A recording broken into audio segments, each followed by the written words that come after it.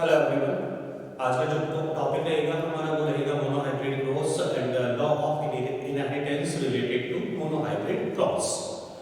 तो monohybrid cross के बारे में बात करने से पहले हम एक बार बात करते हैं कि जो मेंडल था उन्होंने अपने जो एक्सपेरिमेंट थे वो पी प्लांट पे किए थे। लास्ट क्लास में हमने डिस्कस किया था।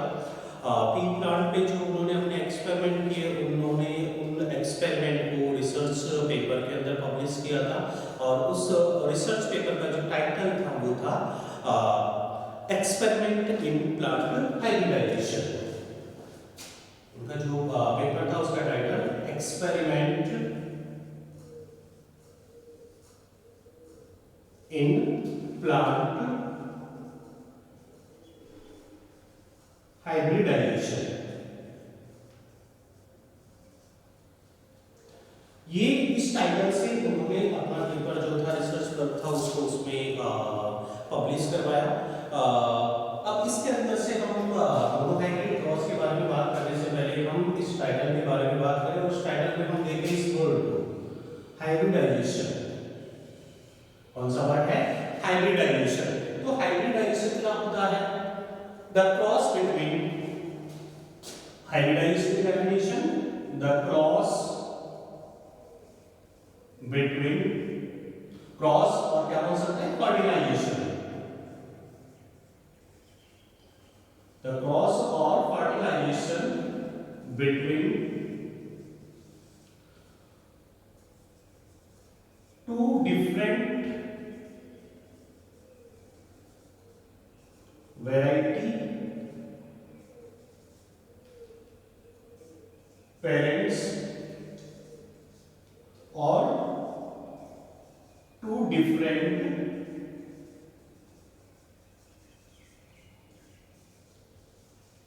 स्पीसीज।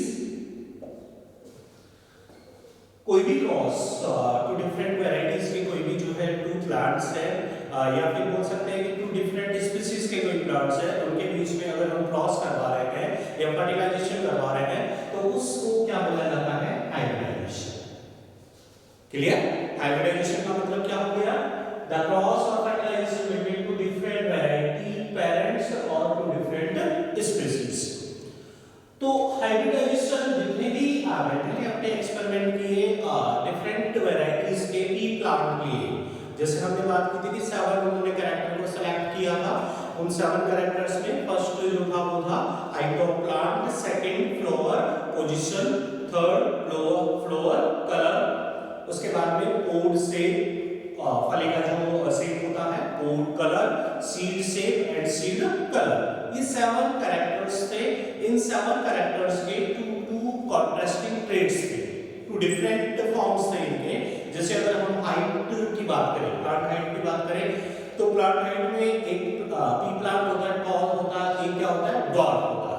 2 टाइप्स के उनको प्लांट होते हैं, तो 2 टाइप्स की वैरायटीज होती है, एक तो टॉल हो गई और दूसरी क्या हो गई ड्वार्फ हो गई। तो उन दोनों के बीच में क्या करवाया गया? क्रॉस करवाया गया और उस क्रॉस को हमने क्या नाम किस नाम से जानते हैं?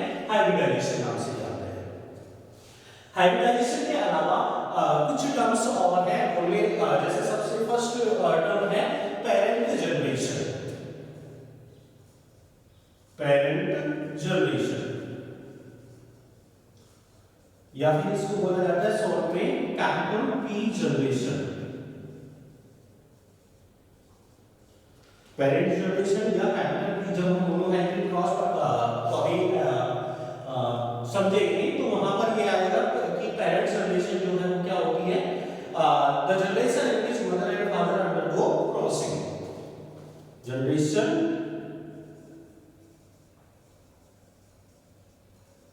in which mother and father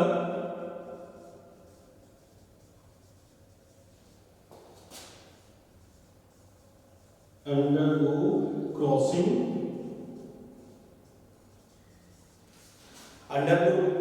and give rise to F1 generation and give rise to F1 generation। तो उस जनरेशन को मतलब स्टार्टिंग में जो हमने प्लांट लिए टू डिफरेंट वैरायटीज के, उनको हम कौन सी जनरेशन के नाम से जानते हैं? पी जनरेशन या पेरेंट जनरेशन, या बोल सकते हैं generation means the mother and father undergo crossing and give rise to F1 generation. फिर आता है F1 generation.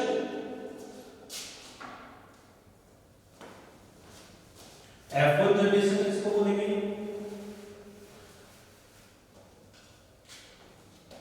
F1 generation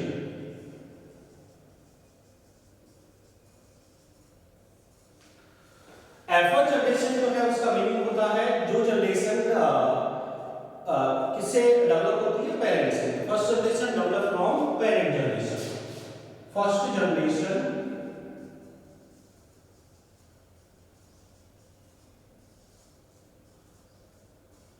develop from parent generation.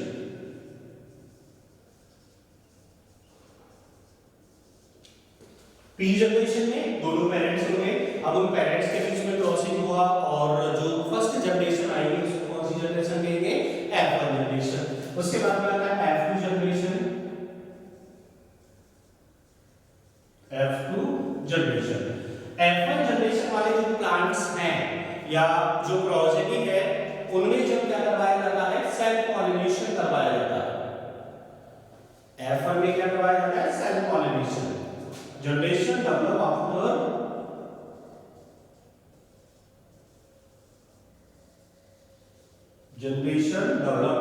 After F1 generation is known as F2 generation. ये इसलिए बताया गया है P generation, F1 generation, F2 generation because अभी हम मोनोहाइब्रिड क्रॉस के बारे में बात करेंगे और मोनोहाइब्रिड क्रॉस में ये सारे टर्मिनोलॉजी जो वहां पर आएंगे। तो P जनरेशन स्टार्टिंग में जो हम प्लांट ले रहे हैं, मेंटल ने जो प्लांट लिए उनको क्या नाम दिया गया? P generation. P जनरेशन में जब क्रॉस होता है और उनसे जो प्रोजेनी प्रोड्यूस होती है उसको किस नाम से जानेंगे? F1 generation. F1 जनरेशन में जो प्लांट्स हैं उनसे जो सीड मिले, सीड को ग्रो किया और जो प्लांट्स मिले उनमें जब सेल पॉलिनेशन करवाते हैं उनसे जो जनरेशन मिलती है उसको क्या बोला जाता है? F2 जनरेशन बोला जाता है। उसके बाद में अब हम आते हैं मोनोहाइब्रिड क्रॉस पे।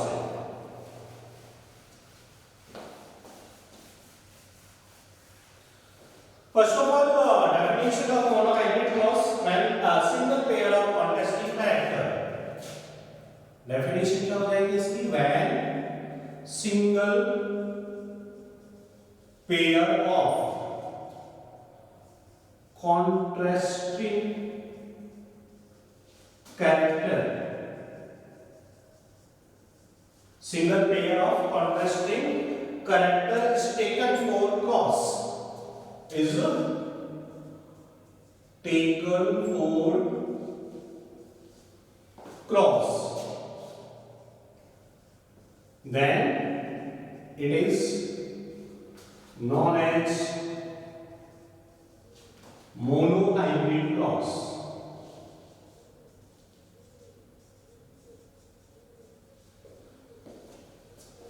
देखो मोनोहाइब्रिड क्रॉस में क्या लेते हैं? हम एक सिंगल पेयर लेते हैं। किसका?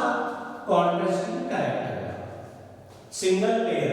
And single pair of contrasting character is taken for cross और fertilisation, that it is known as monohybrid cross. और हमको पता है कि मेंडल ने जो है टोटल कितने पेयर कॉन्ट्रास्टिंग कैरेक्टर सेलेक्ट किए थे पी प्लांट में? 7।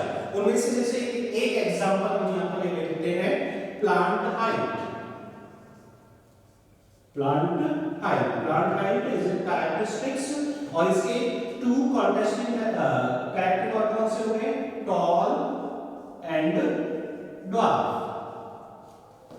प्लांट हाइट तो क्या हो गया? कैरेक्टरिस्टिक्स हो गया, पर्टिकुलर एक कैरेक्टर हो गया और उसके टू फॉर्म्स या टू कॉन्ट्रास्टिंग कैरेक्टर वो कौन से हो गए? Tall and dwarf. तो हम केवल यहाँ पे क्या ले रहे हैं? सिंगल पेयर ले रहे हैं। प्लांट जिसमें एक प्लांट क्या है? टॉल है और दूसरा क्या है? ड्वार्फ है। तो एक पेयर हो गया तो यहाँ पे हमने एक सिंगल पेयर लिया। किसका?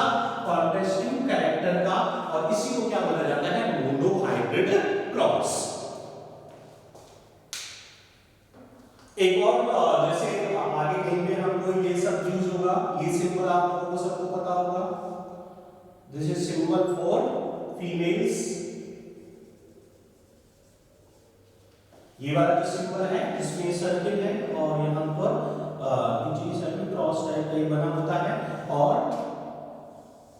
ये जो सिंबल होता है वो यूज होता है किसके लिए, मेल्स। ये जनरली बायोलॉजी के अंदर या फिर जेनेटिक्स में इनका यूज किया जाता है। फीमेल का सिंबल हो गया और ये किसका हो गया, मेल का सिंबल हो गया। तो हमने मोनोहाइब्रिड क्रॉस की डेफिनेशन देखी। मोनोहाइब्रिड क्रॉस में केवल कितने पेयर दिए जाते हैं कॉन्ट्रास्टिंग कैरेक्टर के, एक सिंगल पेयर दिया जाता है, और उन सिंगल पेयर को लेकर टू डिफरेंट टाइप के या टू डिफरेंट वैरायटीज के जो प्लांट हैं उनमें क्रॉस करवाया जाता है। उसको क्या बोला जाता है, मोनोहाइब्रिड क्रॉस। मोनोहाइब्रिड क्रॉस करवाने के बाद में पेरेंट हो गए टू डिफरेंट टाइप के टॉल और ड्वार्फ, उनसे जो फर्स्ट एप्पल जनरेशन मिलती है उसको क्या बोला जाता है, हाइब्रिड बोला जाता है। क्या बोलेंगे उसको, हाइब्रिड, बिकॉज़ उनमें क्या करवा रहे हैं, हाइब्रिडाइजेशन। तो डिफरेंट वैरायटीज के प्लांट है और हाइब्रिडाइजेशन प्रोसेस से जो हमको न्यू वैरायटीज या न्यू प्रोजेनी मिलेगी उसको क्या बोलेंगे, हम हाइब्रिड बोलेंगे। अब इसको हम एक लीनियर डायग्राम या फ्लो डायग्राम के हेल्प से समझते हैं मोनोहाइब्रिड क्रॉस को, कि मेंडल ने किस तरीके से जो है मोनोहाइब्रिड क्रॉस को परफॉर्म किया। इसमें मेंडल ने क्या किया कि एक तो कौन सा प्लांट लिया, टॉल प्लांट, और दूसरा प्लांट कौन सा लिया, ड्वार्फ प्लांट। या बोल सकते हैं होमोजाइगस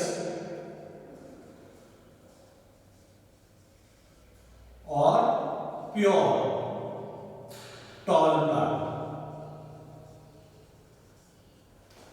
दूसरी तरफ होमोजाइगस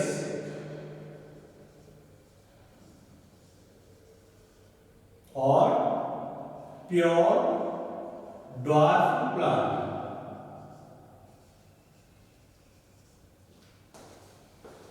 ये टू टाइप्स के प्लांट को मिलेंगे, pure tall plant. Pure tall plant से मतलब होता है कि उसके दोनों के दोनों जो अलील्स है वो क्या होने चाहिए, आइडेंटिकल होने चाहिए। तो उसको हम क्या बोलेंगे, प्योर या होमोजाइगस। लास्ट प्रीवियस क्लास के अंदर हमने जो है इसके बारे में थोड़ा सा डिस्कस किया था कि होमोजाइगस अलील्स के बारे में। अगर क्योंकि अलील्स एक जीन जो होती है, जीन कितने फॉर्म में प्रेजेंट होती है, टू फॉर्म में प्रेजेंट होती है। अगर जीन के दोनों अलील क्या हो, सिमिलर हो, जैसे कैपिटल टी टी या स्मॉल टी टी, तो इस कंडीशन को क्या बोला जाता है, होमोजाइगस। तो मेंडल ने जो है अपने एक्सपेरिमेंट के लिए जो स्टार्टिंग में प्लांट लिए या पेरेंट प्लांट जो लिए वो कैसे थे, होमोजाइगस या प्योर। अब उनमें एक कौन सा लिया, टॉल प्लांट लिया, one is tall and second dwarf. Clear.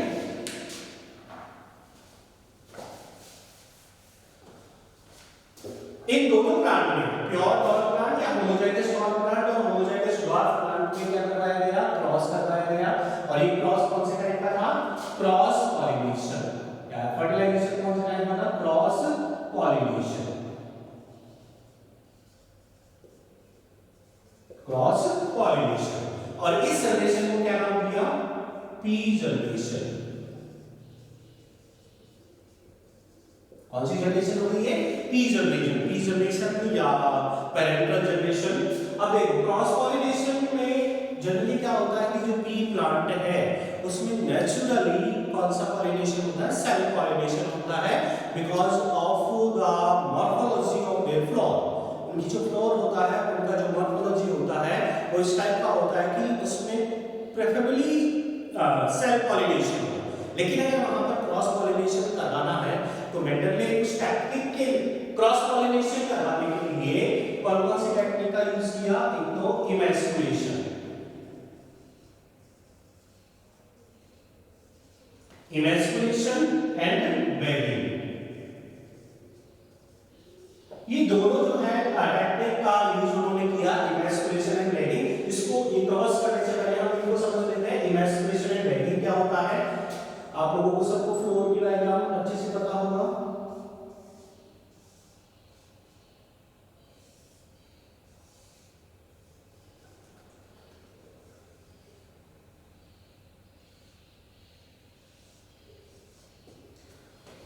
ये क्या हो गया एंथर, इसको कंप्लीट को क्या बोलेंगे स्टमन मेल पार्ट, ये स्टिग्मा, स्टाइल ओवेरी ये सब है। और पॉलिनेशन की डेफिनेशन क्या होती है, transfer of pollen grains from anther to stigma. इसकी ये किसकी डेफिनेशन हो गई, पॉलिनेशन की। तो इमैस्कुलेशन प्रोसेस में क्या किया मेंडल ने कि वो भी प्लांट जिसको वो किसकी तरह यूज करना चाह रहे थे, फीमेल प्लांट की तरह यूज करना चाह रहे थे, उनके जो स्टेमन्स थे उनको सीजर के हेल्प से क्या कर दिया, काट कर अलग कर दिया। ये यहां से नियंत्रण को क्या कर दिया, सीजर के हेल्प से काट कर अलग कर दिया। इस प्रोसेस को क्या बोला जाता है, इमैस्कुलेशन बोला जाता है। अब ये जो फ्लोरा कैसा हो गया, मोनोसेक्सुअल हो गया। कैसा हो गया, मोनोसेक्सुअल हो गया।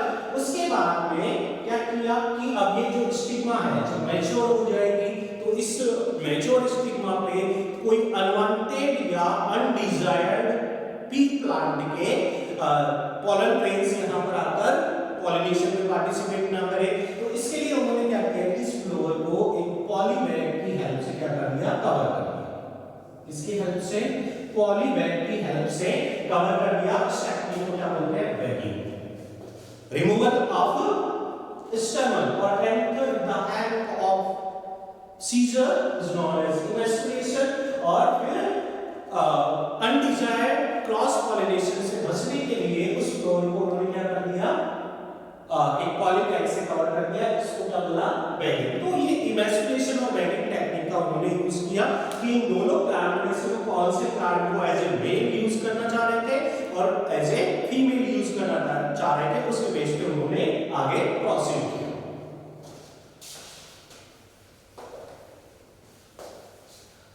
तो यहाँ पे पी जनरेशन, उसके अंदर उन्होंने दो टाइप के प्लांट ले लिए, एक तो होमोजाइगस स्टॉक और दूसरा होमोजाइगस डॉट प्लांट। अब इन प्लांट्स जो है उनके अंदर क्या होगा, कौन सा प्रोसेस होगा, गैमेटोजेनेसिस। कौन सा प्रोसेस, गैमेटोजेनेसिस। गैमेटोजेनेसिस टर्म से आप अच्छी तरीके से परिचित होंगे। Gametogenesis, formation of gametes. अब देखो यहाँ पर ये टू टाइप्स के ये जीन है, क्या है, जीन। पूरा दोनों अगर हम कैपिटल टी को लेंगे तो ये किसको रिप्रेजेंट कर रही है, जीन को रिप्रेजेंट कर रही है। या बोल सकते हैं जैसे हम क्रोमोसोम के फॉर्म में इसको रिप्रेजेंट करें, ये कैपिटल टी और ये कैपिटल टी। ये वाला जो क्रोमोसोम है इस पे टी प्रेजेंट है और दूसरा इस पे टी प्रेजेंट है। At the time of gamete formation, अब गैमेट फॉर्मेशन के लिए कौन सा डिवीजन होगा, मेयोसिस। कौन सा डिवीजन होगा, मेयोसिस होगा। तो ये दोनों के दोनों जो क्रोमोसोम है एक दूसरे से क्या हो जाएंगे, सेपरेट हो जाएंगे। पहले ये एक सिंगल सेल के अंदर प्रेजेंट थे, अब ये टू गैमेट्स में चले गए, अलग-अलग टू गैमेट्स का फॉर्मेशन कर लिया, दोनों सेपरेट हो गए। और मतलब अब पहले एक ही सेल में दोनों कैपिटल टी प्रेजेंट थे, लेकिन due to the gamete formation और due to the meiosis number of chromosome क्या हो जाते हैं, हाफ हो जाते हैं। और ये क्या हो गए, नंबर टी, और ये क्या हो गया, टी। तो बनने वाले जो गैमेट है, मेल गैमेट हो या फीमेल गैमेट हो, दोनों के अंदर हम क्या देख रहे हैं कि यहाँ पर भी कैपिटल टी है और यहाँ पर भी क्या है, कैपिटल टी। अगर कोई भी चीज होमोजाइगस कंडीशन में प्रेजेंट होती है तो ये फिक्स है कि उस जीन से जो गैमेट्स बनेंगे वो सारे के सारे सिमिलर टाइप के होंगे। मींस उनके अंदर सबके अंदर एक ही टाइप का क्या प्रेजेंट होगा, allele. At the time of gamete formation ये दोनों के दोनों एलील एक दूसरे से क्या हो जाते हैं, सेपरेट हो जाते हैं और अलग-अलग किसमें चले जाते हैं, गैमेट्स में चले जाते हैं। तो यहाँ पर हमने देखा कि जितने भी गैमेट्स बने उन सब के अंदर जो एलील होगा वो क्या होगा, कैपिटल टी। तो यहाँ पर जो कैपिटल बनेगा वो कौन सा होगा, कैपिटल टी। क्लियर। इसी टाइप से यहाँ पर भी दोनों क्या है, स्मॉल टी है, मतलब होमोजाइगस कंडीशन है। गैमेट फॉर्मेशन के टाइम में जितने भी गैमेट बनेंगे सब के अंदर कौन सा गैमेट होगा, स्मॉल टी। ये क्या बन गए, गैमेट्स।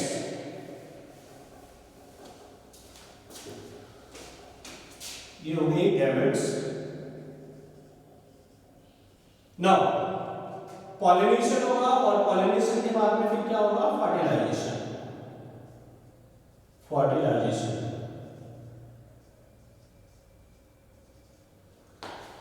गैमेट एक को कॉलम प्लेस ले लो, दूसरे को ओवम ले लिया और फर्टिलाइजेशन हुआ। फर्टिलाइजेशन के बाद में फिर दोनों के दोनों गैमेट वापस से कंबाइन होंगे, डी यूनिट होंगे, देन ये कैपिटल टी और स्मॉल टी क्या आएंगे, एक साथ आएंगे। इस वाली जो जनरेशन है उस जनरेशन को मेंडल ने क्या नाम दिया, F1 जनरेशन। कौन सी जनरेशन हो गई ये, F1 जनरेशन या फर्स्ट फिलियर जनरेशन। मेंडल ने देखा है। अब यहां से हम वापस से एक बार देखते हैं। उन्होंने एक प्लांट लिया था, टॉप प्लांट लिया, दूसरा कौन सा लिया, ड्वार्फ प्लांट लिया। कौन सा पॉलिनेशन करवाया उनके बीच में, क्रॉस पॉलिनेशन करवाया। क्रॉस पॉलिनेशन के बाद में उन्होंने देखा कि उनसे जो सीड बने, फर्टिलाइजेशन हुआ, सीड बने, उन सीड को उन्होंने वापस से उगाया। उगाने के बाद में देखा कि जो जनरेशन मिली उन सारे के उस जनरेशन में टोटल जो प्लांट थे ऑल और 100% plants are tall।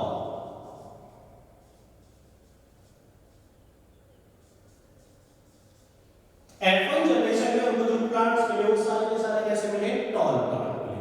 जबकि यहां पर हमको साफ साफ दिख रहा है कि जो पेरेंट्स उन्होंने लिए थे उनमें से एक पेरेंट कैसा है, टॉल है, और एक कैसा है, ड्वार्फ है। लेकिन F1 जनरेशन में जो मिले वो सारे के सारे प्लांट कैसे मिले, टॉल प्लांट मिले। क्या दिखाई दे रहा है यहाँ पे, यहाँ पे दिखाई दे रहा है कि दोनों कैरेक्टर में से, टॉल और ड्वार्फ में से F1 जनरेशन में ओनली सिंगल कैरेक्टर ही अपने आप को क्या कर पा रहा है, एक्सप्रेस कर पा रहा है, और एक कैरेक्टर अपने आप को एक्सप्रेस नहीं कर पा रहा है। इस बेस पे मेंडल ने क्या किया, किसकी definition the, dominant and recessive. Mendel ने बताया कि जब हम टू डिफरेंट वैरायटीज के प्लांट के बीच में क्रॉस करवा रहे हैं तो उन दोनों में से जो कैरेक्टर F1 जनरेशन में अपने आप को क्या करता है, एक्सप्रेस करता है, तो उसको उन्होंने क्या बोला, डोमिनेंट।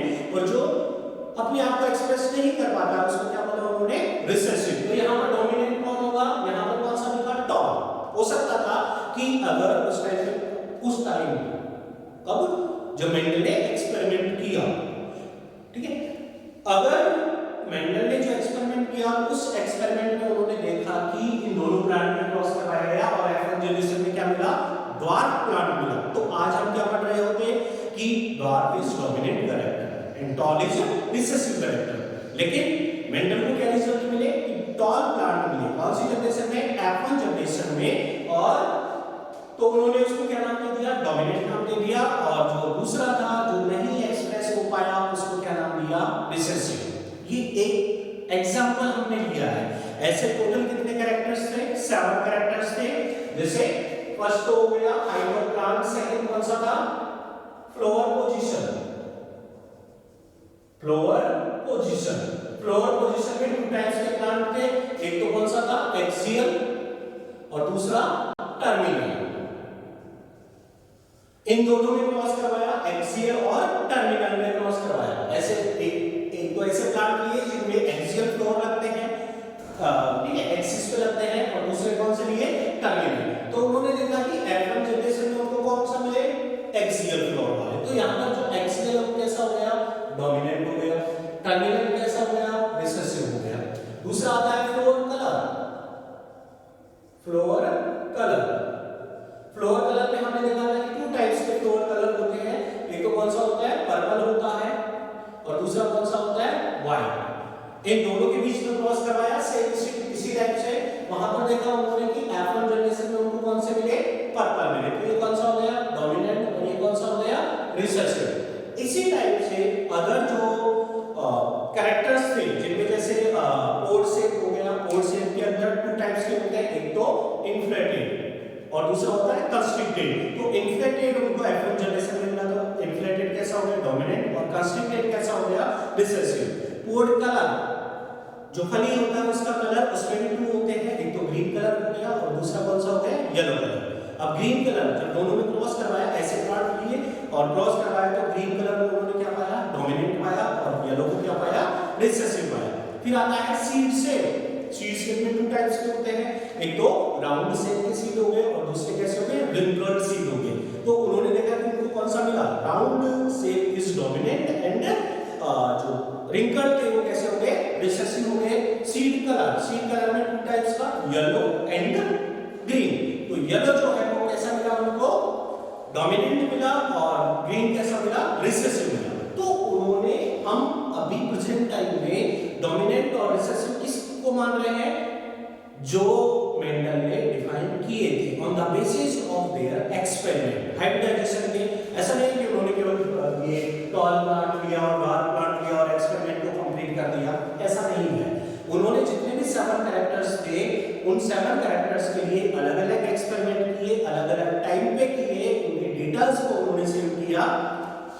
जैसे टॉल प्लांट, यहाँ पे टॉल प्लांट और डार्क प्लांट एक-एक प्लांट उन्होंने नहीं लिए, उन्होंने लगभग 50, 60, 100 प्लांट्स लिए, उन्होंने क्रॉस करवाया, और F1 जनरेशन में जो प्लांट मिले सारे के सारे कैसे मिले, टॉल में। बाकी सारे कैरेक्टर्स जो 7 टॉल और हाइट के अलावा जो 6 कैरेक्टर हो गए, उनको भी उन्होंने इसी टाइप से परफॉर्म किया, और फाइनली उनको क्या रिजल्ट मिले कि जो 2 डिफरेंट टाइप के कॉन्ट्रास्टिंग कैरेक्टर हम ले रहे हैं, उन दोनों कैरेक्टर में से केवल एक ही कैरेक्टर कहां पर रिप्रेजेंट कर पा रहा है अपने आप को, F1 जनरेशन में।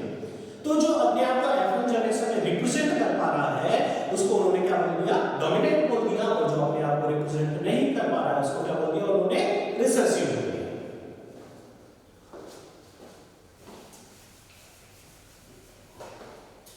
नाउ F1 जनरेशन में, फिर F1 जनरेशन के अंदर उनको जितने भी प्लांट मिले, उन सारे प्लांट में उन्होंने क्या करवाया, सेल्फ पॉलिनेशन।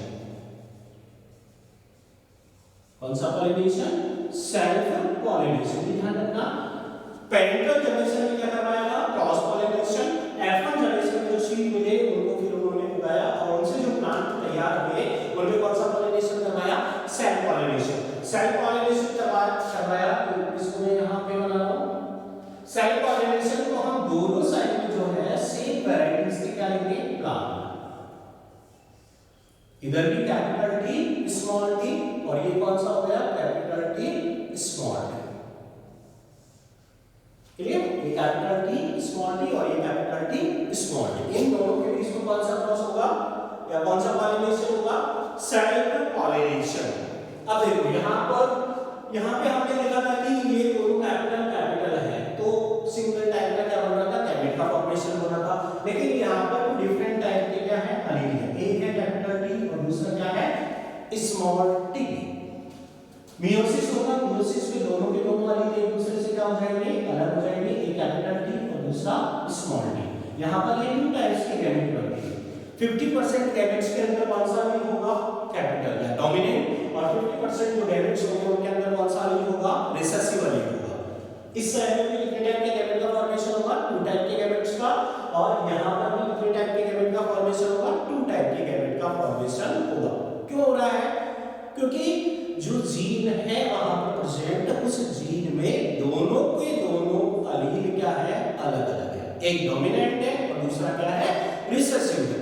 तो गैमेट फॉर्मेशन के टाइम पे दोनों एलील एक दूसरे से क्या हो जाएंगे, सेपरेट हो जाएंगे, अलग अलग किसमें चले जाएंगे, गैमेट्स में चले जाएंगे, और हमको टोटल कितने टाइप के गैमेट मिलेंगे, 2 टाइप्स के गैमेट मिलेंगे। ठीक है, उनमें से 50% गैमेट्स में डोमिनेंट एलील होगा और 50% में क्या होगा, रिसेसिव एलील होगा।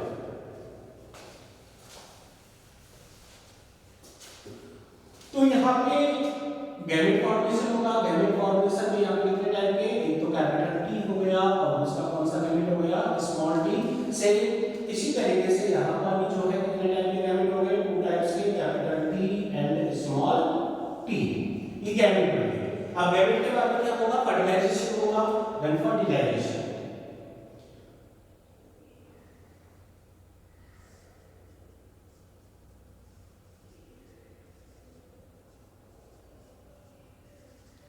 फर्टिलाइजेशन, अब देखो, चाहे तो हम इसको क्रॉस करके ऐसे डायरेक्टली बना सकते हैं, जैसे कैपिटल T इसके साथ में कंबाइन हो सकता है, कैपिटल T के साथ में, कैपिटल T किसके साथ में कंबाइन हो सकता है, स्मॉल t के साथ। इसी तरीके से स्मॉल t किसके साथ में फर्टिलाइज हो सकता है, कैपिटल T, या स्मॉल t किसके साथ हो सकता है, स्मॉल t के साथ में।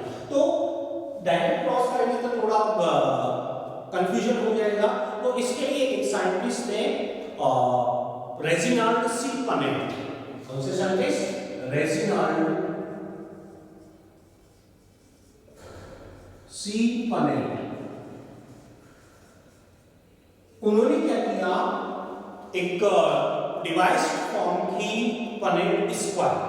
क्या बनाया उन्होंने, पनेट स्क्वायर के नाम से। एक स्क्वायर से की स्ट्रक्चर होती है इस टाइप। यहां पे हम इसको बना लेते हैं स्क्वायर।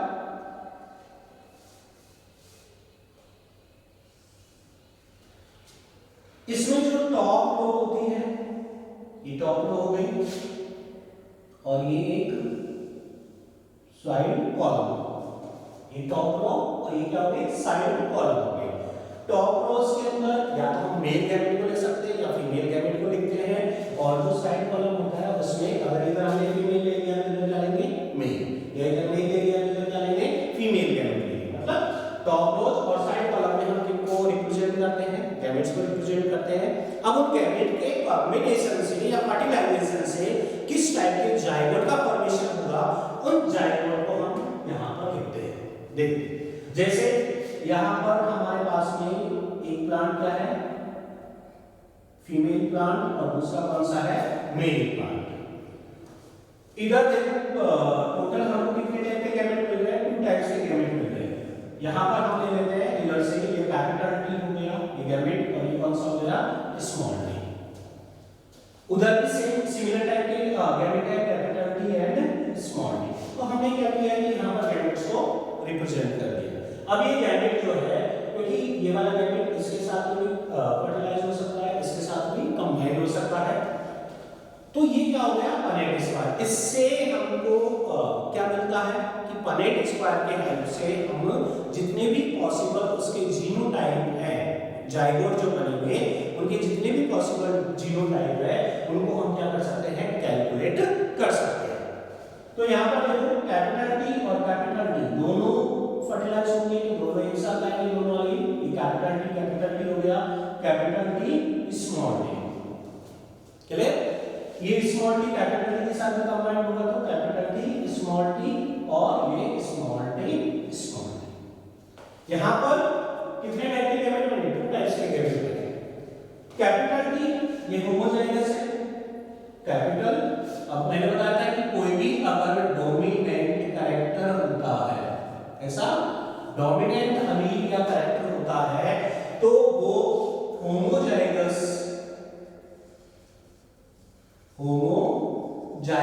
और हेटेरोजाइगस दोनों कंडीशन में अपने आप को एक्सप्रेस कर सकता है या करता है। कोई भी डोमिनेंट अमीन चाहे होमोजाइगस कंडीशन हो या हेटेरोजाइगस कंडीशन हो, दोनों कंडीशन में अपने आप को क्या करता है, एक्सप्रेस करता है। तो यहाँ पर कैपिटल टी अलील किसके लिए रेस्पॉन्सिबल है, टॉलनेस के लिए। तो चाहे दोनों के दोनों कैपिटल टी हो या एक सिंगल कैपिटल टी हो, बनने वाला जो प्लांट होगा वो कैसा होगा, टॉल होगा। तो ये प्लांट कैसा होगा, टॉल। यहाँ पर देखो ये कैपिटल है, स्मॉल है, ये प्लांट भी कैसा होगा, टॉल। ये कैसा होगा, टॉल होगा, और ये प्लांट कैसा होगा, ड्वार्फ होगा। ये प्लांट कैसा होगा, ड्वार्फ। क्लियर। इस वाली जनरेशन को क्या बोला गया, F2 जनरेशन। कौन सी जनरेशन, F2 जनरेशन। ये जनरेशन कौन सी मिली, F2 generation. Tall dwarf plant ने क्रॉस पॉलिनेशन करवाया, F1 जनरेशन में सारे के सारे प्लांट कैसे मिले, टॉल मिले। उन प्लांट्स में क्या करवाया गया, सेल्फ पॉलिनेशन करवाया। सेल्फ पॉलिनेशन करवाया तो मेंडल ने देखा कि जैसे ऐसा मानो कि F2 जनरेशन में टोटल जो प्लांट मिले वो कितने थे, 100 प्लांट है। अब उन 100 प्लांट्स के अंदर उन्होंने देखा कि उन 100 प्लांट में से जो 75% प्लांट थे वो कैसे थे, टॉल थे, और 25% प्लांट कैसे थे, ड्वार्फ थे। तो यहाँ पर ये वाला, ये और ये 25%, ये 25% और ये 25% कितना हो गया, 75%। 75% कैसे थे, toll. 75% plants are tall and 25% plants dwarf।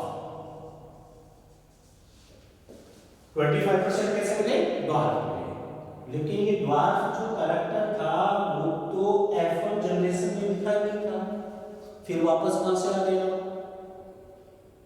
ना इनके कोई पेरेंट्स जो है ये वाले, इनके पेरेंट्स किसको लिया जाएगा? इनको लिया जाएगा।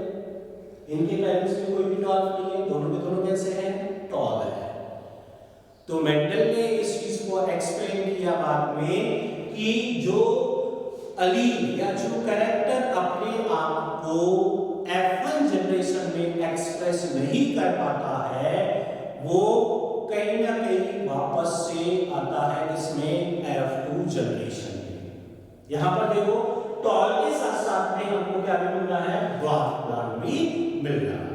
अगर हम जैसे 100 प्लांट, अब जो 100 प्लांट है, 100 प्लांट को हम आइडेंटिफाई करेंगे किस कौन से प्लांट की हाइट कितनी है। जैसे ज्यादातर जो प्लांट थे 75% उनकी 6 फीट के आसपास ऐसा मान लेते हैं, और 25% जो प्लांट थे उनकी हाइट कितनी थी? 4 फीट के आसपास।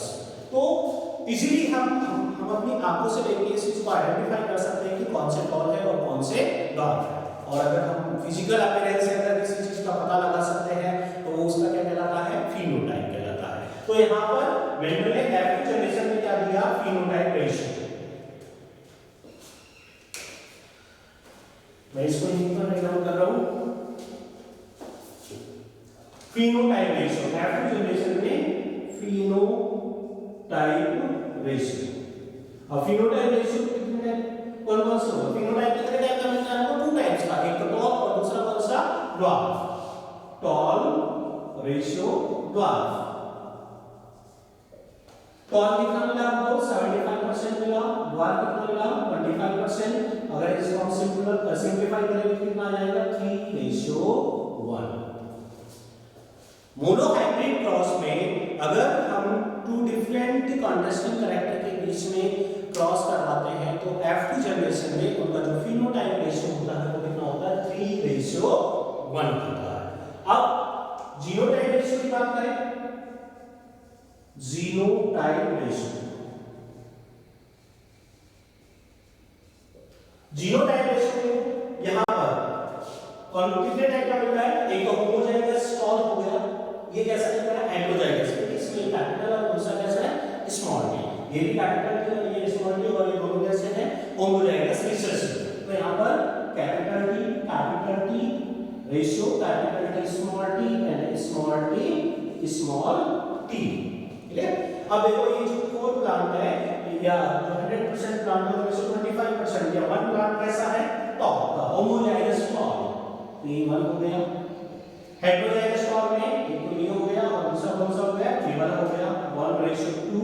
और होमोजाइगस रिसेसिव में कौन सा हो गया? Small T. तो ये 1:2:1। ये क्या हो गया? Genotype ratio in F2 generation during monohybrid cross. तो ये हमारा कंप्लीट हो गया क्या? Monohybrid cross. क्या कंप्लीट हो गया? Monohybrid cross. इसमें हमने देखा कि मेंडल ने टॉल और ड्वार्फ प्लांट लिए, उनमें क्रॉस पॉलिनेशन करवाया। F1 जनरेशन में उनको ओनली एक ही कैरेक्टर वाला प्लांट मिला, टॉल प्लांट मिला, उसको उन्होंने क्या नाम दे दिया? डोमिनेंट कैरेक्टर नाम दे दिया। F1 जनरेशन में जो प्लांट मिले उनमें कौन सा पॉलिनेशन करवाया गया? सेल्फ पॉलिनेशन करवाया गया। और F2 जनरेशन में उन्होंने क्या देखा कि टॉल के साथ साथ में उनको कुछ ड्वार्फ प्लांट भी मिले, और उनका उन्होंने फिनोटाइप और जीनोटाइप रेशियो, मैथमेटिशियन थे, सारे डेटा उनके पास में कलेक्ट थे, उसके बेस पे उन्होंने जो है क्या दिए? उनके रेशियोज उन्होंने निकाले कि जैसे उनके पास में टोटल 100 प्लांट उन्होंने ऑपरेट किए F2 जनरेशन में, उनमें 75% प्लांट कैसे थे? टॉल, और 25% प्लांट कैसे मिले? ड्वार्फ। तो रेशियो कितना हो गया? 3:1। जीनोटाइप रेशियो जब उन्होंने निकाला तो वो रेशियो कितना आता है? 1:2:1। मतलब ड्वार्फ प्लांट तो उसका तो जीनोटाइप एक ही रहेगा, होमोजाइगस, लेकिन जो टॉल प्लांट है, जो डोमिनेंट कैरेक्टर लेके चलता है, उसके 2 टाइप्स के जीनोटाइप हो सकते हैं। ध्यान रखना, इसमें आगे भी काम आएगा डायहाइब्रिड क्रॉस में।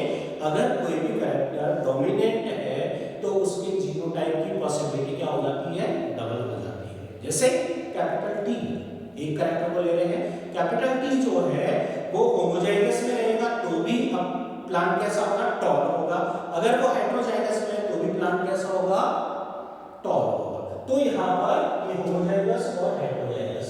अब ये जो होमोजाइगस और हेटेरोजाइगस प्लांट है 75% टॉल प्लांट है, उनमें से 25% कैसे है होमोजाइगस, 50% कैसे है हेटेरोजाइगस टॉल प्लांट, 50% कैसे है हेटेरोजाइगस।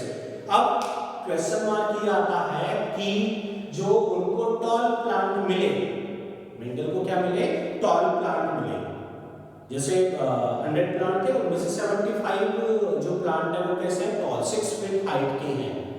अप्रोक्स मेरे से थोड़े ज्यादा हाइट है, मेरे हाइट के मान लो टॉल उनको ये प्लांट मिले। अब उन प्लांट में उन्होंने किस तरीके से ये पता लगाया कि ये होमोजाइगस या हेटेरोजाइगस, लिखा तो नहीं होता उन पे कैपिटल टी या capital T small T, plant में तो नहीं लिखा होता, ये तो हमारी या उनकी टर्मिनोलॉजी थी जो उन्होंने ये सिंबल्स का यूज किया। फिर आइडेंटिफाई कैसे किया उन्होंने, जो F2 जनरेशन में टॉल प्लांट जो मिले, ठीक है, उनमें से कौन सा होमोजाइगस है और कौन सा हेटेरोजाइगस है, इसको आइडेंटिफाई कैसे किया, मतलब टॉल प्लांट के जीनोटाइप का पता कैसे लगाया। तो ये आपके सामने क्वेश्चन है, आप इसको तैयार रखो, जब आएगा इसका टॉपिक मैं इसको आपको अच्छे तरीके से एक्सप्लेन करूंगा। और इसका जो हिंट है वो ये है टेस्ट क्रॉस के हेल्प से।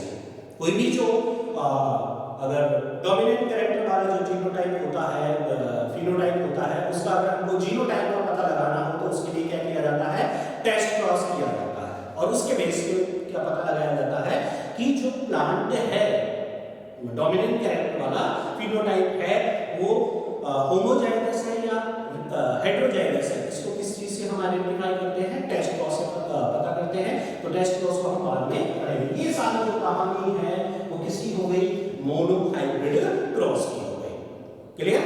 अब मोनो हाइब्रिड क्रॉस के बेस पे मेंडल ने दिए लॉ ऑफ इनहेरिटेंस, क्या दिए, लॉ ऑफ इनहेरिटेंस। अभी ये हम पहले किसके बारे में बात कर रहे हैं, मोनो हाइब्रिड क्रॉस के बारे में बात करें, इसके बाद में हम किसके बारे में बात करेंगे, डाई हाइब्रिड क्रॉस के बारे में। डाई हाइब्रिड और उनके बाद में उन्होंने ट्राई हाइब्रिड भी ट्राई किया था। तो लॉ ऑफ इनहेरिटेंस आप लोगों ने बहुत अच्छे से सुना होगा, law of inheritance 3, law of dominance, law of second कौन सा होता है, law of purity of gamete और law of segregation, and third one independent, law of independent assortment. लेकिन आउट ऑफ 3 2 लॉज कौन से, law of dominance and law of segregation or law of purity is based on monohybrid cross। monohybrid cross पे based Mendel's law कौन से हैं, first है law of dominance and second one law of segregation, और उसी को दूसरे नाम से जाना जाता है law of purity of gametes. तो नेक्स्ट हम बात करते हैं इसके बारे में, Mendel's law based on the monohybrid cross.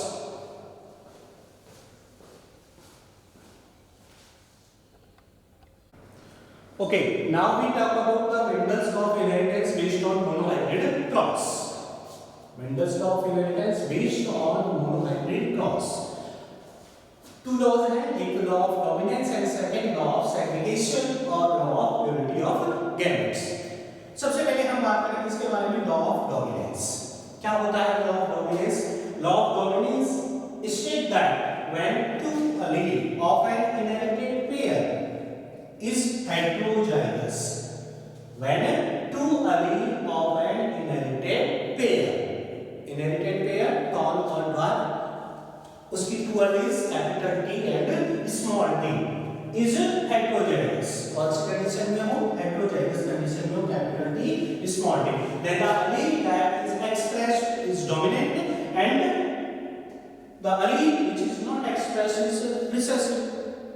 Simple सा है, अगर हम टू इनहेरिटेड पेयर जो है, टू डिफरेंट कॉन्ट्रास्टिंग कैरेक्टर जो है उनको ले रहे हैं और उनसे जो है जो एलील जो ट्रांसफर हो रही है नेक्स्ट जनरेशन में, अगर वो कौन सी कंडीशन में प्रेजेंट हो, हेटेरोजाइगस कंडीशन में प्रेजेंट हो, मतलब एक डोमिनेंट हो और एक रिसेसिव, एक ही जीन में दोनों के दोनों प्रेजेंट हो, और उन दोनों में से हेटेरोजाइगस में से जो एलील अपने आप का एक्सप्रेस कर पा रही है उसको क्या बोलेंगे, डोमिनेंट कहेंगे, और जो अपने आप को एक्सप्रेस नहीं कर पा रही है उसको क्या कहेंगे, recessive. That is law of dominance. बहुत सिंपल सा है, मतलब अगर हम अभी जो हमने एक्सपेरिमेंट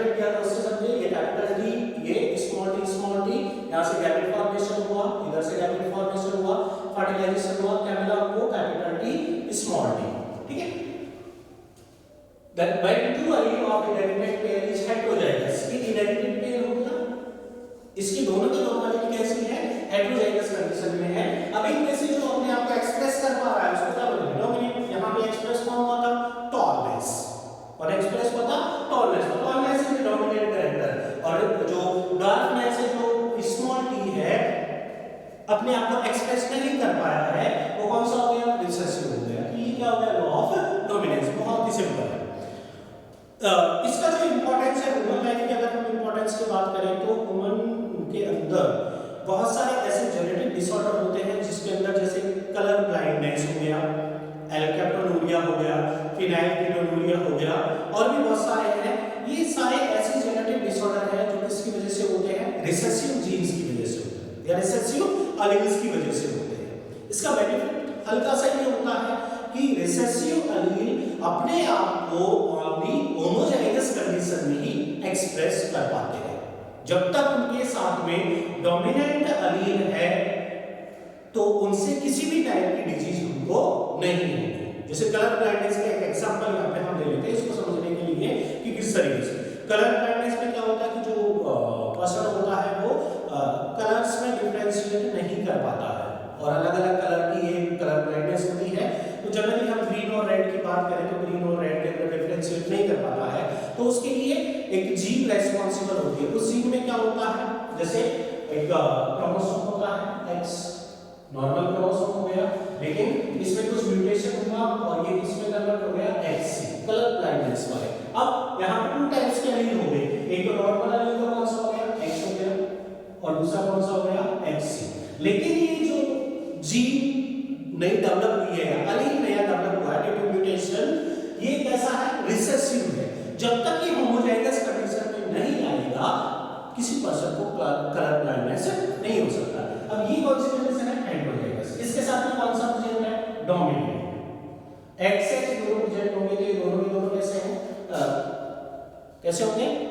डोमिनेंट है, तो इसमें कोई प्रॉब्लम नहीं है, नॉर्मल आएगा। ये वाला जो है इसमें जिसमें एक जीन कैसी है, यहाँ पे क्रोमोसोम बस समझना है, को जीन लेके चल रहा हूँ, X को क्या लेके चल रहा हूँ? मैं जीन लेके चल रहा हूँ या अलील लेके चल रहा हूँ X, और ये कैसा है? XC। अब अगर ये दोनों के दोनों जो अलील है वो कैसे हो? म्यूटेशन की वजह से या होमोजाइगस कंडीशन में है, तो इस कंडीशन में क्या होगा? कलर ब्लाइंडनेस होगा। इन दोनों कंडीशन में होगा। तो रिसेसिव अलील को कौन जो है दबा के रखता है? डोमिनेंट अलील। जब डोमिनेंट अलील से दूर हुआ और दोनों के दोनों क्या आ गई? रिसेसिव अलील एक साथ आ गई, तो कंफर्म है कि वो डिजीज हमारे अंदर प्रोड्यूस होगी। तो इसके मैंने एग्जांपल बताए, जैसे कलर ब्लाइंडनेस हो गया, एल्केप्टोनूरिया हो गया, फिनाइलकेटोनूरिया हो गया। ये कुछ डिजीज है, डिसऑर्डर है। डायबिटीज भी होता है, सिकल सेल एनीमिया होता है। तो ये सारे ऐसे डिजीज हैं जो कि रिसेसिव अलील की वजह से होते हैं, ठीक है। तो ये हमारा हो गया लॉ ऑफ डोमिनेंस। सेकंड आता है लॉ ऑफ सेग्रीगेशन और law of purity of gametes. Okay, now हम बात करेंगे law of segregation and law of purity of gametes. Law of segregation और law of purity of gametes क्या होता है? Law of segregation states that allele pairs separate or segregate during gamete formation। जो allele का pair है वो क्या हो जाता है? एक दूसरे से सेपरेट हो जाता है या सेग्रीगेट हो जाता है कब? during gamete formation and randomly unite at fertilization। और randomly फिर उसका क्या हो जाता है? वापस से वो यूनाइट हो जाते हैं। randomly का मतलब होता है कि कोई सा भी अलील दूसरे किसी भी अलील के साथ में कंबाइंड हो सकता है। randomly unite at fertilization, this is known as law of segregation। law of segregation states that allele pairs separate or segregate during gamete formation and randomly unite to at fertilization। जैसे अभी एक example लेंगे, हमने देखा था कि जब monohybrid cross करवाया गया तो ये F1 जनरेशन में क्या मिला था हमको? ये प्लांट मिला था, capital T small t, heterozygous tall plant मिला। इस हेटेरोजाइगस टॉल प्लांट के अंदर क्या किया गया? allele pair separate. अब इनमें हमने क्या करवाया था? Self pollination. इन जो प्लांट है उनमें क्या करवाया गया? पॉलिनेशन। टू टाइप्स के हमें प्लांट दिए गए, दोनों का जो है जीनोटाइप सिमिलर था। इनमें क्या हुआ, सेल्फ पॉलिनेशन। अब सेल्फ पॉलिनेशन टाइप में क्या होगा, अलील पेयर सेपरेट और सेग्रीगेट ड्यूरिंग गैमेट फॉर्मेशन। ये दो अलील है, ये पेयर हो गया अलील का, ये दोनों गैमेट फॉर्मेशन के टाइम में एक दूसरे से क्या हो जाते हैं, सेपरेट या सेग्रीगेट हो जाते हैं, कैपिटल टी और ये स्मॉल टी। इसी टाइप से इसके भी जो है दोनों के दो अलील एक दूसरे से क्या हो जाएंगे, सेपरेट या सेग्रीगेट हो जाएंगे। And randomly unite at fertilization. Randomly मतलब ये वाला कैपिटल टी इसके साथ कंबाइन हो सकता है, तो क्या आएगा, कैपिटल टी। यही वाला कैपिटल टी स्मॉल टी के साथ में भी कंबाइन हो सकता है, तो क्या आएगा, कैपिटल टी स्मॉल टी। इसी तरीके से ये स्मॉल टी इस कैपिटल टी के साथ भी कंबाइन हो सकता है, क्या आएगा, कैपिटल टी स्मॉल टी। या फिर यही स्मॉल टी किसके साथ में कंबाइन हो सकती है, स्मॉल टी के साथ में क्या आएगा, स्मॉल टी। तो ये हमको मिल गए 4 टाइप के जीनोटाइप प्लांट मिल गए। मतलब यहाँ पे जो गैमेट सेपरेट हुए हैं किसके टाइम पे, गैमेट फॉर्मेशन के टाइम पे, फर्टिलाइजेशन के टाइम पे वो वापस से रैंडमली क्या हो जाते हैं, एक दूसरे के साथ में आ जाते हैं। इसी को क्या बोला जाता है, लॉ ऑफ सेग्रीगेशन। अब बात करते हैं इसको law of unity of gametes क्यों बोलते हैं। During gamete formation, a gamete may carry either dominant or the recessive allele but not both. Gamete formation के टाइम पे एक सिंगल गैमेट, इंडिविजुअल गैमेट जो होता है उसके पास या तो कौन सा अलील होगा, डोमिनेंट अलील होगा या फिर कैसा होगा, रिसेसिव अलील होगा। मींस किसी पर्टिकुलर अलील के लिए या पर्टिकुलर कैरेक्टर के लिए कोई एक इंडिविजुअल अलील 100% क्या होता है, प्योर होता है। दोनों के दोनों अलील एक साथ में नहीं आते हैं, इसी वजह से इसको क्या बोला जाता है, law of purity of gametes. Clear, वापस करेंगे।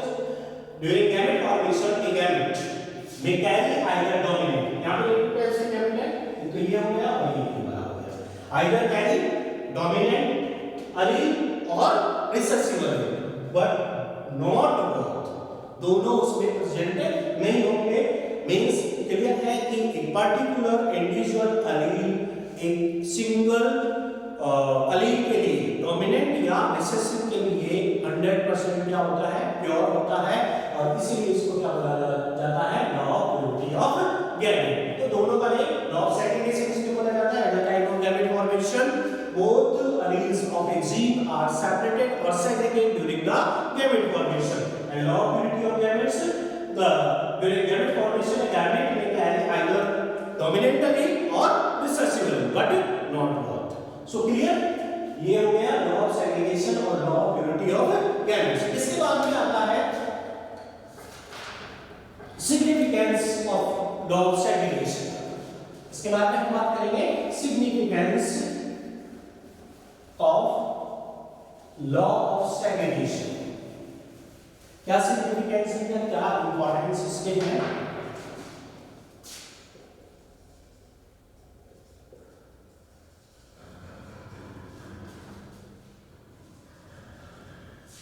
लॉ ऑफ सेग्रीगेशन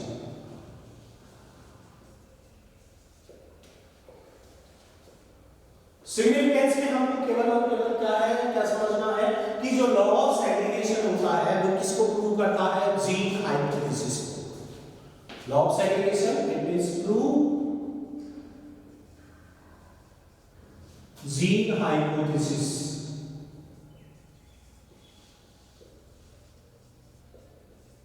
किसको प्रूव करता है, ये जीन हाइपोथेसिस। क्या होती है जीन हाइपोथेसिस, देखो जीन हाइपोथेसिस के अगर हम कुछ पॉइंट्स की बात करें तो इसमें सबसे फर्स्ट पॉइंट की हम बात करें, gene is a hereditary unit. Hereditary unit, gene क्या होती है, हेरिडिटरी यूनिट होती है which transmit character, which transmit character from one generation to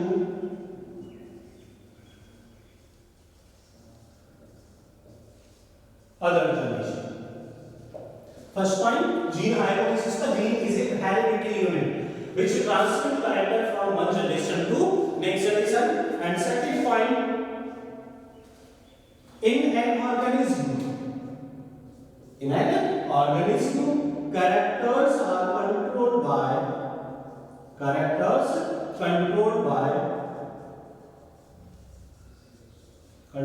by gene. जो भी किसी ऑर्गेनिज्म के अंदर जो कैरेक्टर्स होते हैं उनको कंट्रोल कौन करता है? जीन कंट्रोल करता है। प्लांट की हाइट, प्लांट टॉल होगा या डॉर्क होगा, ये किस पे डिपेंड करता है? जीन पे डिपेंड करता है। जीन पे कैसे डिपेंड करता है पता है? पता हो तो आप मेरे को जरूर बताएं। मेरे को पता है, लेकिन आपको ये पता होना चाहिए। या आपके पर एक कोई भी एग्जांपल लेंगे, एग्जांपल में बता देता हूं, plant height.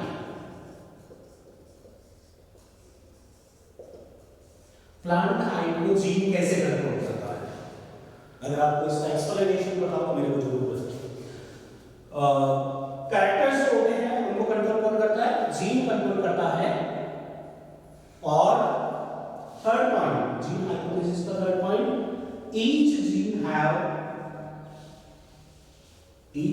Have to alleles.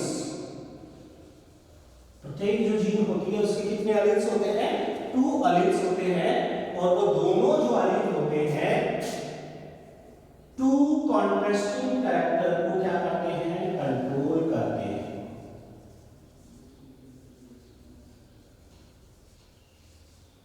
Each gene have 2 alleles and both alleles are controlled to different type of contrasting character. जैसे अगर हम हाइट की बात करें, टॉलनेस और डॉर्फनेस, टॉल के लिए कैपिटल टी, डॉर्फनेस के लिए स्मॉल टी। ये तो कंप्लीट जीन हो गई, एक जीन हो गई। एक जीन जो कि प्लांट हाइट को कंट्रोल करती है, उसके 2 अलील्स हो गए, या तो कैपिटल टी डोमिनेंट या फिर रिसेसिव। कैपिटल टी अगर होगा तो वो कौन से किसको कंट्रोल करेगा? टॉलनेस को। स्मॉल टी है, होमोजाइगस में आ गया तो वो क्या होगा? डॉर्फ होगा। नेक्स्ट पॉइंट आता है इसका जीन हाइपोथेसिस का, जो अलील्स होती है जीन्स की, अलील of A gene present together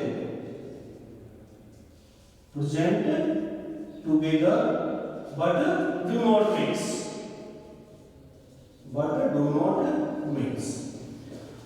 कोई भी चीज जो है उसके दोनों के दोनों वाले एक साथ में प्रेजेंट होती है, लेकिन दोनों क्या नहीं होती है? मिक्स नहीं होती है, सेपरेट रहती है। एक अलग क्रोमोसोम में है, दूसरी अलग। दोनों क्रोमोसोम एक साथ है, जिनको हमने क्या बोला था? Homologous chromosome. तो ये मिक्स नहीं होती है। नेक्स्ट पॉइंट आता है कि एक साथ प्रेजेंट होती है लेकिन मिक्स नहीं होती है, but at the time of gamete formation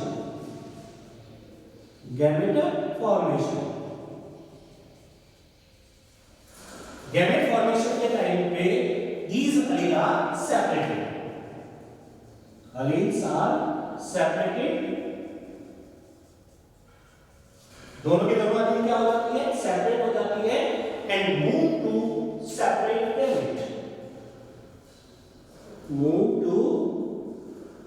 separate gamete.